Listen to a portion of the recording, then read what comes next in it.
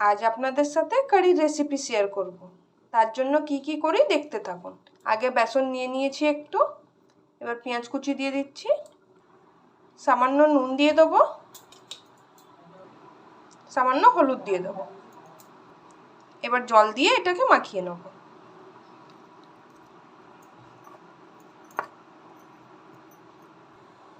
সামান্য গুঁড়ো লঙ্কা দিয়ে দেবো,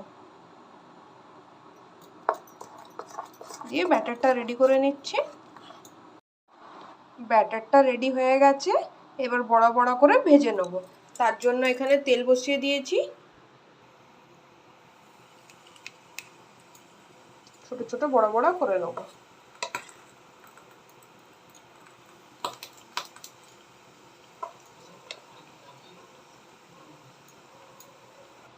লাল করে ভাজা হয়ে গেছে, এবার তুলে নেব। সব বড়াগুলো ভাজা হয়ে গেছে, তুলে নিয়েছি। এবার সর্ষে ফোড়ন দেবো তেলে। এবার পেঁয়াজ কুচি, তেজপাতা, এবার টমেটো কুচি আর কাঁচা লঙ্কা ওটা দিয়ে দেবো।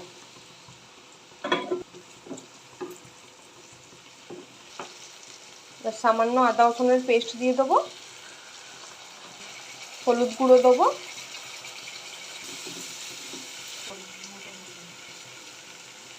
স্বাদ মতন নুন দিয়ে দেবো।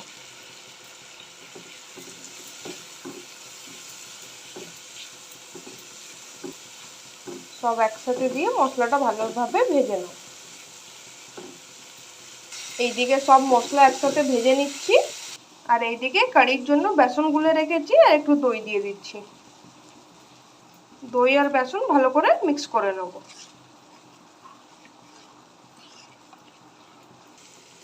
মশলাটা ভালোভাবে ভাজা হয়ে গেছে, এবার গুলে রাখা বেসন আর যে দইটা ওটা দিয়ে দেবো।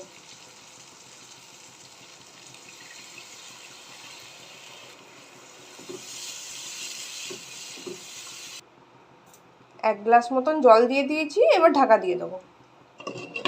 ঢাকা দিয়ে 5 মিনিট মতন রাখবো। ফুটে গেছে, এবার ভেজে রাখা বড়াটা দিয়ে দেবো।